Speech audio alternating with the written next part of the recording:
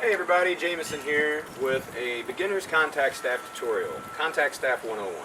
In this tutorial I'm going to go over a number of principal foundational movements with contact staff that will help you to understand what contact staff means and how to begin to execute it in a formal way. So with basic staff, the fundamental principle is that you're holding on to the staff with your hands, particularly with your thumbs, in order to maintain control and create fun, spinny things, right?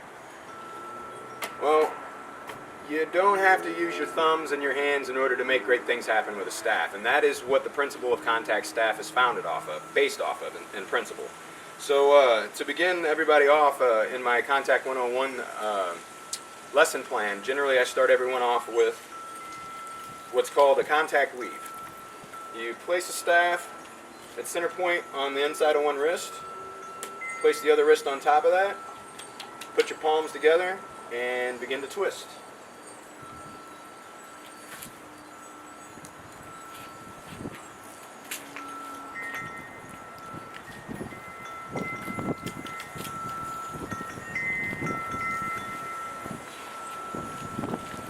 Yeah, simple enough. Trick number one. Everybody can do that in 2 seconds. You got yourself a contact staff move, and you no longer have to hold on to it with your thumbs, right? Second thing I like to bring everybody up to speed with is the notion of what a pinch point is and how many of them you actually have surrounding your body. When you grab a hold of a staff with your hands, all you're really doing in a principle is pinching the staff between your thumb and another finger or part of your hand. It's a pinch that occurs between two or more pieces of flesh. Well, you have parts all over your body that you can pinch with that you don't need to use your thumb in order to maintain the same kind of control. There's one on your elbow.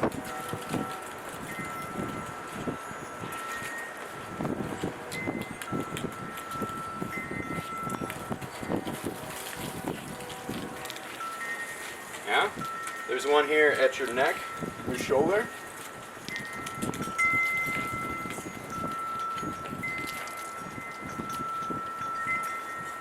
Yeah. There's one behind your neck and your shoulders.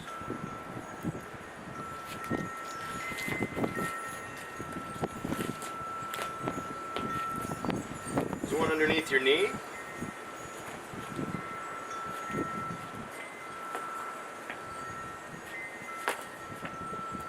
There's one here at your hip.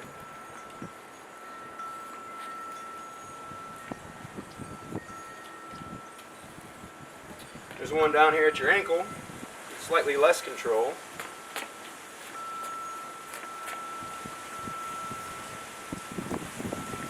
And there's one at your wrist.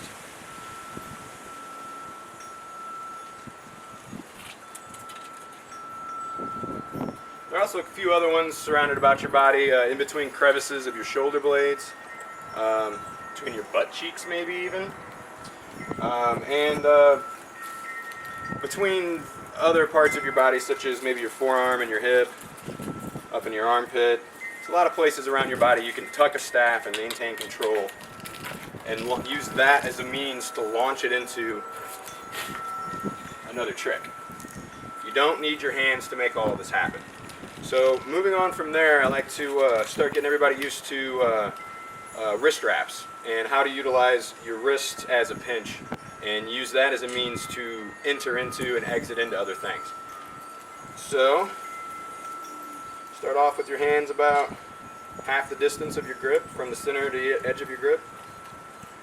Remove a hand and pinch.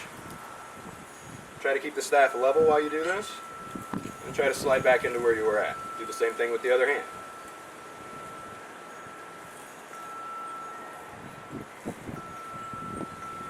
Now, what you should notice is that gravity takes over, tries to pull the long end of the staff down to the ground, and you have to apply a certain amount of pressure depending on how heavy your staff is and how far from the center point you've pinched. You have to push a certain amount put a certain amount of pressure on that point in order to keep the staff level. If you don't, gravity will take over and it'll sag, right? I'm going to try to keep it level at this point. So try doing the same thing and spread your hands out even further. Go to the edge of your grip and try to do the same thing.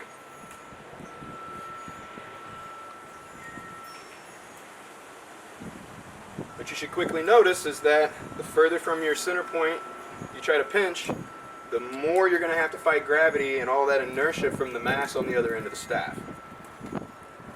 The faster it's going to try to move, the more pressure you're going to have to apply. Slide our hands now into about 3 inches away from the center point and try it again. Should be pretty obvious. At this point, you're not going to have to push as hard to apply your pinch to maintain control.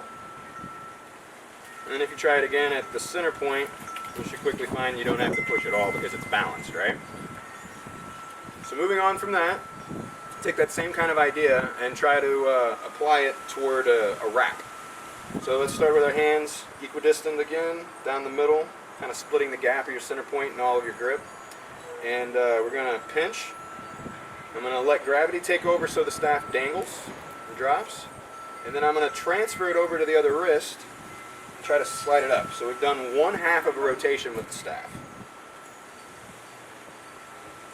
Try to make this transition as smooth as possible. Try to put just enough energy and just enough pinch into it so that it lands on the other side smoothly and not something like, oh, too much, or oh, too little. Try to get just enough energy put into the staff so that it lands level and smooth on the other side.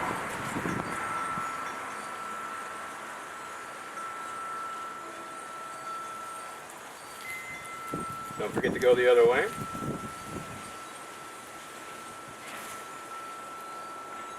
And we're just transferring from the back side of one wrist to the back side of the other in this instance.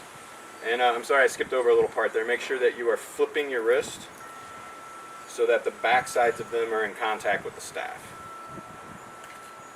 rather than that. Use the backs of your wrists for this one. Easy enough, right? So moving on from that, let's apply what we just did into a continuous half wrist wrap rather than just 1/2 of a wrist wrap like I just showed you there. For this one, we're going to go ahead and put our hands significantly closer to the center point so that you're just off center with it. And the staff should start to dangle on its own. We're going to flip our wrist and transfer that center point over to the other wrist so we get to the other side. And then if you want, you can slide back out. But the next step is to have enough momentum for the staff to carry over. So for instance, I'm starting on my left wrist. I'm going to transfer it over to my right. And I want just enough energy for it to start to fall off of my right wrist. Just before that happens, I reach my left hand underneath my right arm and catch the staff before it falls off of my right wrist.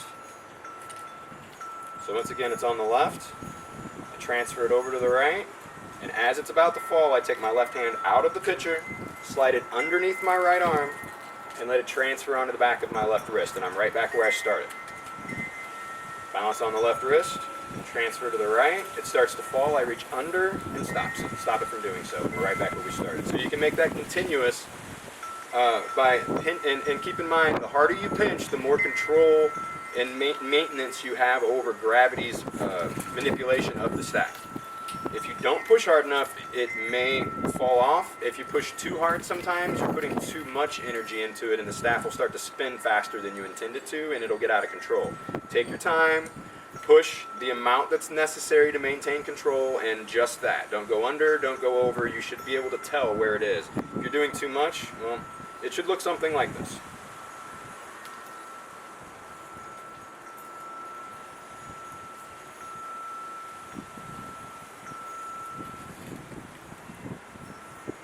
Just enough energy, just enough speed. Nice and slow, nice and easy. Often beginners end up putting too much energy into this and they don't know how to slow it down, and before they know it they're going like this and they're scared and they can't maintain it and then they lose control of everything that's going on. Take your time. Take it slow. Apply the pressure necessary to maintain control of the staff and no more. One wrist to the other wrist and then back. The 1/2 wrist wrap. Easy enough. Don't forget to do it in the other direction. Don't forget to reach this arm underneath to catch it from falling off of the outside. Underneath to get to it. Yeah? Easy enough? So moving on from there. That's a 1/2 wrist wrap. We're wrapping 1/2 of each wrist in continuous motion. I've skipped the underside of the wrist on both hands in this instance. It's a 1/2 continuous wrist wrap. So moving on from there, let's try a whole wrist wrap. One wrist, one full wrap. The other hand is the guide and the coach for the pinch, but you're wrapping around just one wrist in the process. So in order to accomplish that, keep in mind all of our bodies are different. We all have different sizes of diameters of biceps and wrists and necks and torsos and waist. All of our bodies are completely different. The principle of what you're going to do with this move is the same, but the application is different depending on your body type. So what I'm going to show you is what you need to do, but you may have to adjust the execution of it to account for your type of body. Okay? So what we're going to attempt to do is get the staff to wrap completely around one wrist in continuous motion. As you do this, you'll quickly notice that there's real estate that the staff is traveling around. And as it travels, it's going to move up and down the staff. If I were to wrap my hand around this and not account for that, then I'm going to travel way up the staff. You have to account for the real estate that the staff is traveling around. What you're intending to do is have the center point land on the top of your wrist every time it comes around to the top side of the hand. So in order to account for that, there's two things that I use. One I call a slide. You apply just enough pressure to maintain control of the staff on your wrist, but you allow it to slip as you do so. You're putting just enough pressure to hold on to it, but leaving a little bit of lack of tension so that the staff can slide where you want it to, and I end up back on top of my wrist in the process. And it looks like. PS for this, I use more of the back of my fingers. That little crevice right there, and maybe a little bit of the back of the knuckle, not so much the wrist on this one.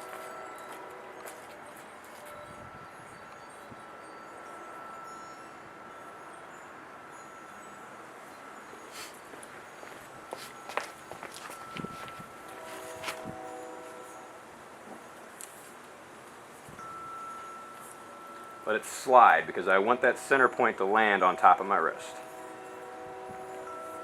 And the other hand just coaches it around. All right? Don't forget to do it with the other hand. And then, like I said, there's two ways I like to go about doing this trick. The first one is the slide. The second one is just a lift. Rather than letting the staff slip and slide around my wrist, I'm going to actually let it transfer onto my hand, and I reach underneath and scoop and place it on top.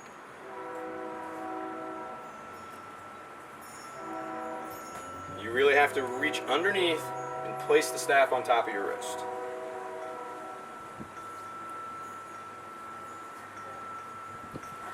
It's best to try to do this. I'm demonstrating this to you with poor posture so that you can see from the angle that you're at with the camera here. But it's best to try to do this with clean posture.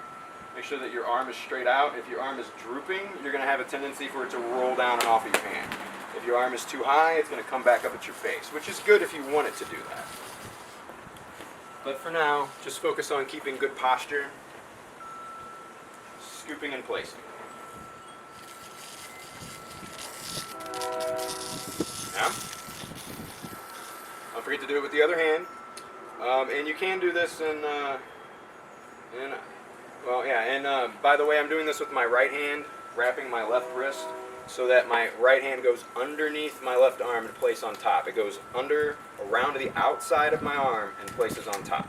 If I were doing it around my right wrist, I would only use my left hand and I would reach underneath my right arm and place it on top of my right wrist. Don't try going this way. I mean, I suppose you can, but it's not beneficial to the move I'm trying to build you up to now. Rather than this, try to make sure you're doing this. Reaching underneath and placing on top. If you need to, you can flick your wrist to adjust with this. If you notice that you're getting off center, you can turn your wrist to account for that, so that the center point lands on that part of your wrist.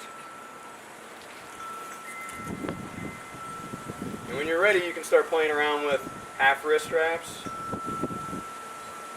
whole wrist straps. And then do one on the other side if you want.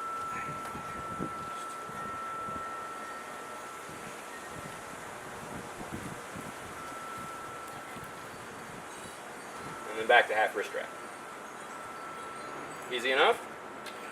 The next step I'd like to build you up to is using this technique to enter into and exit out of and execute a conveyor belt in the vertical plane. The conveyor belt looks like this, with a grip entrance. What I'd like to build you up to be able to do is to enter into that from a wrist strap and exit out of it into a wrist strap. So you never have to use a grip to get into it. So to start off with all of that, once again, it's important to have clean posture. What we want to do, put the staff down for just a moment. You're going to take your hand and you're going to point it out like you're saying stop. You got a nice 90-degree angle here. You don't want your arm down here. You don't want it up here. You want to be straight out with a 90-degree angle with your shoulders. You need clean posture for this movement. You're saying stop with your hand, and then we're going to hinge at our elbow at a horizontal. And you should have your hand coming in here and touching your collarbone, maybe even grabbing a hold of the collar of your shirt. Keeping, once again, 90-degree angle and clean posture here. And we want to have this elbow out in front of us, like so. You want to point straight in front of you with the tip of your elbow. You don't want to be over here. You don't want to be up here. You don't want to be down here. That's going to cause bad angles, bad planes, bad control.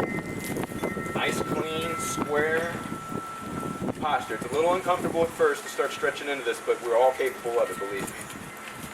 So with our hand like so, we're going to reach our arm underneath and place the staff on top. To start building you up into being able to do that, it's a good idea to start with not only doing a wrist strap here, but to start thinking about trying to do the same thing on different parts of the arm. So I'm going to do a wrist strap first, and then I'm going to try to do an elbow wrap. Continuous whole elbow wrap. This arm stays straight. This arm guides the whole thing. I'll do wrist, then I'll do elbow, I'll do forearm, and then back to wrist. Slowly start gauging what you have to do. Once again, real estate, keep in mind the travel because of real estate. My forearm is thicker than my wrist. There's more real estate there. I'm going to have to reach further to make that happen.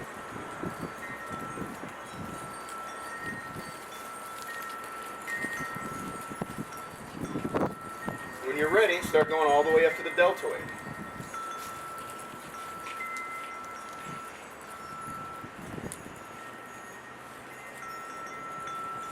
And then maybe the elbow, and then the wrist, and then the elbow, and then the deltoid, and then the wrist, and then the deltoid, and then the elbow, and then the deltoid, and then the wrist, and then the elbow, and then the deltoid. See where I'm going with that? Get used to traveling the staff up and down your arm and using your hand as a guide to coach it into those spots.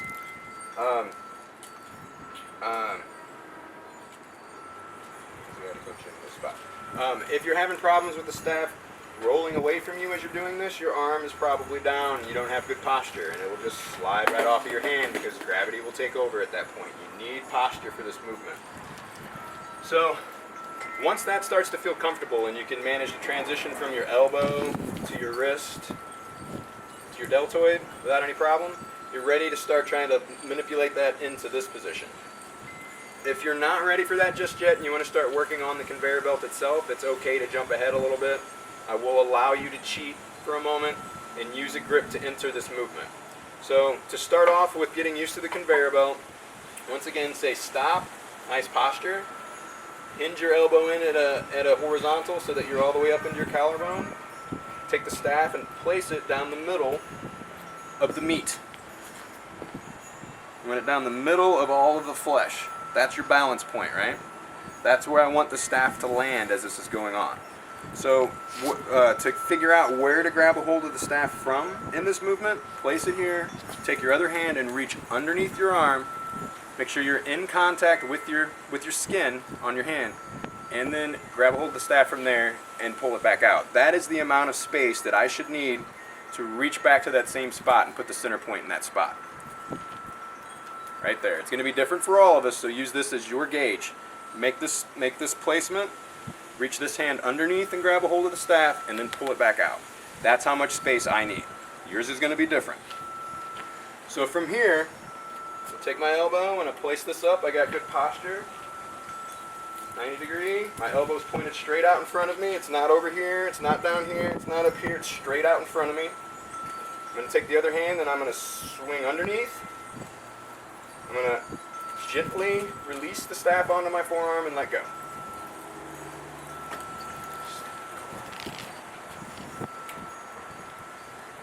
Do this a few times just to get used to where you need to grab the staff, how to release it so that it doesn't just, you're not trying to just smack your skin with a stick here. You're trying to smoothly release it into contact. You need momentum for the staff to carry through and fall off the other side. And as you're doing this, also start thinking about how to control it with just your elbow. When it gets there, give it a little rotation and a little hop. Yeah? Once that starts to get more comfortable, the next step is coming from your elbow bent back out to stop. What we want to happen is for the staff to transition from our bicep to being in contact with our bicep and our forearm, and as the staff comes off of the bicep and is in only contact with the forearm, about to fall, we reach our arm out and say stop, and then you catch at the end of it. So it should look like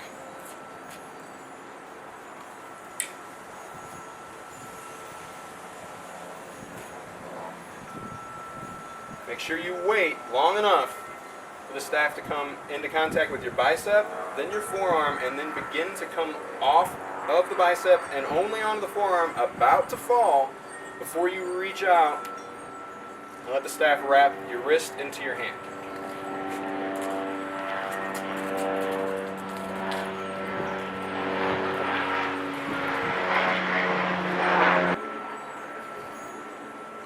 Also, don't forget to add that little swirl with your elbow, a little bit of a hop. It does help to carry the energy through to get it to your wrist.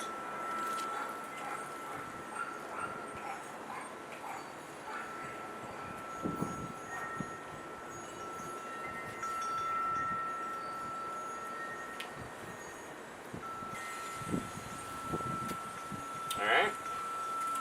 So the next step to follow through with the conveyor belt, you already know. It's the 1/2 wrist wrap.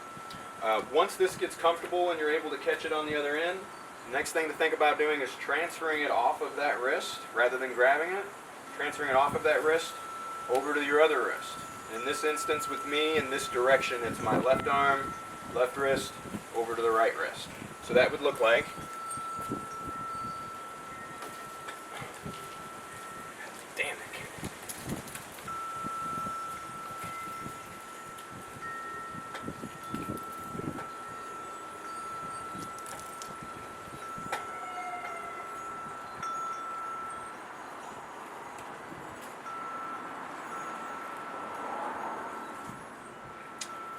if you're ready for that, you can go ahead and just do a continuous wrist wrap at the end of it. Continuous half. First thing I showed you.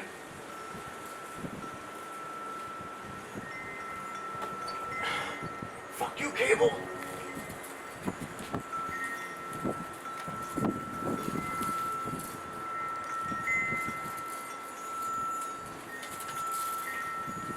Yeah? Next step is the inverse of what we did with the first arm.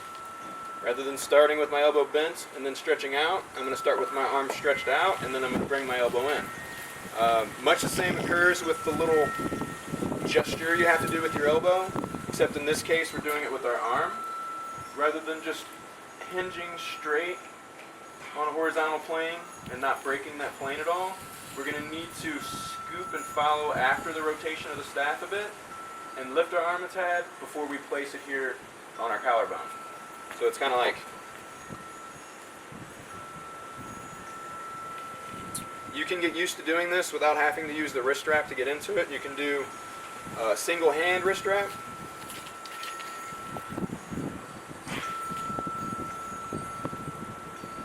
In order to enter this, flick the staff onto the back of your wrist.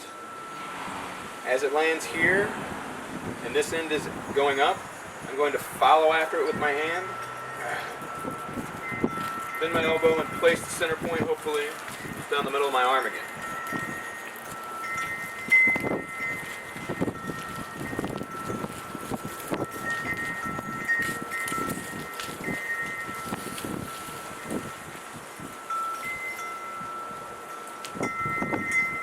Once again, that little hop.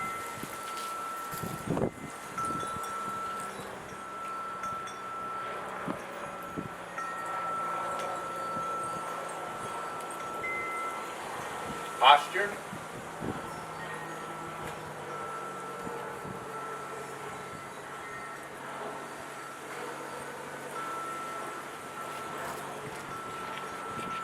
Easy enough. If that's good, you're ready to move on to the next step. Try doing that same thing without the grip. Start with your wrist strap.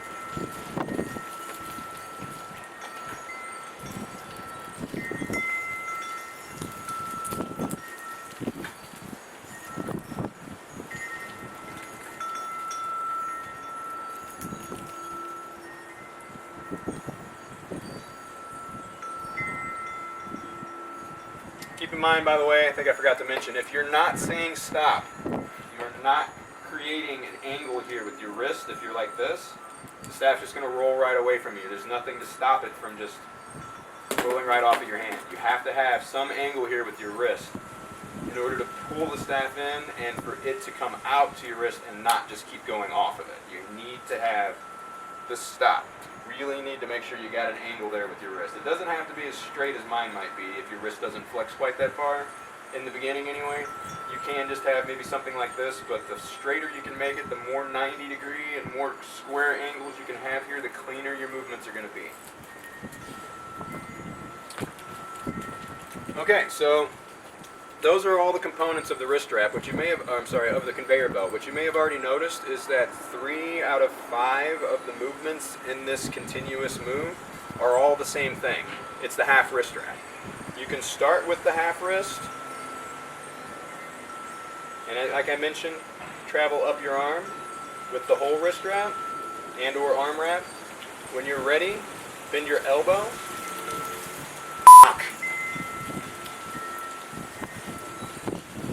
When you're ready, bend your elbow.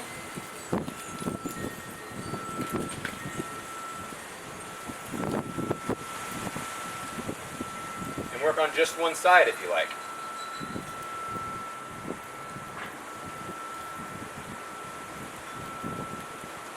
And just use that wrist strap in between at the beginning and the middle as your means to enter and exit out of just one arm. When that's ready to go, try the other arm. Start from your wrist strap, tuck it up here. As it begins to fall out, reach the other hand underneath and catch it and go back into your wrist strap. Same way we were doing here.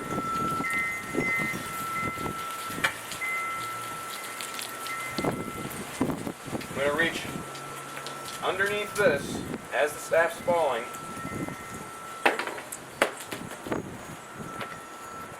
As the staff's falling, and catch it on the outro with that hand.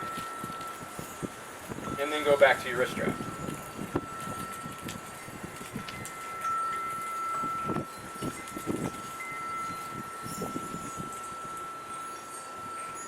Yeah?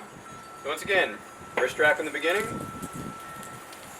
wraps the bicep, the forearm, out to the wrist strap in the middle, wraps the forearm and the bicep the opposite order, falls off, and wrist strap at the end. So, wrist strap, bicep, forearm, wrist strap, forearm, bicep. Oops, I messed it up. Bicep, forearm, wrist strap, forearm, bicep, wrist strap. Wrist strap, bicep, forearm, wrist strap, forearm, bicep, wrist strap. And then you have a continuous conveyor belt. Notice, as I mentioned in the beginning, I started you off with a pinch point. I started you off with how to control the staff and make it spin with your wrists and not have to use your hands. You can use the cheater method and use the crutch of grabbing the staff and launching it into this. But then what are you going to do? Grab a hold of it at the end, or you're just going to do one conveyor belt and then grab it at the end? That's your trick? You're going to grab it and then grab it. That's not contact staff. Use the fundamental approach that I brought you up to speed with in the beginning to never hold on to the staff to make this movement happen.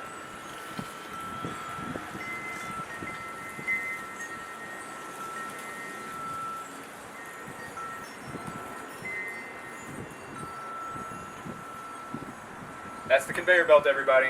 Up next, halos and how to use a conveyor belt and a halo together, and we call it a 360 halo and a pivot. Stick around.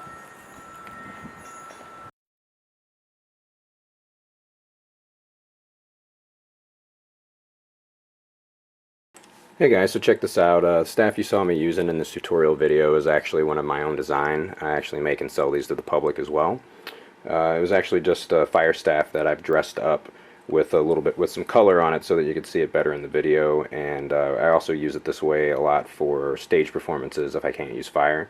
But this is what it looks like underneath all of it. It's actually a double wick fire staff, and I use 2-inch wide Kevlar and 2 feet of Kevlar on every wick or more. And I hand stitch all the wicking so that the Kevlar actually has a longer lifetime and you don't have any exposed metal and screws to come into impact and break or cause damage to you or anything else that they might come into play with. And it's aircraft grade aluminum 6061, which is only the best. It does not bend under most conditions. It's very difficult to do anything to that aluminum, and the grip is actually a tacky, rubberized, pliable overgrip that works much better than the foamy, padded, impact-resisting grips that I see a lot of other manufacturers put on their staffs that don't actually do anything for contact staff. They just slide right off you most of the time. And center point is actually glow tape so that you can see it in the dark. When you're doing tosses or on a dark night when the flame is blinding you from everything else, you will not have a problem seeing that center point. But yeah, I make and sell these. I've got a lot of research and development into them, and that's exactly what I use, and that's why it looks so smooth, because these are smooth, and I make sure that that's the case. But if you're interested in getting one, you can check us out online at Firetech Shop on Etsy.com or on our website, firetechnicians.com. And thanks a lot for watching, everybody. I hope you learned something, and keep spinning.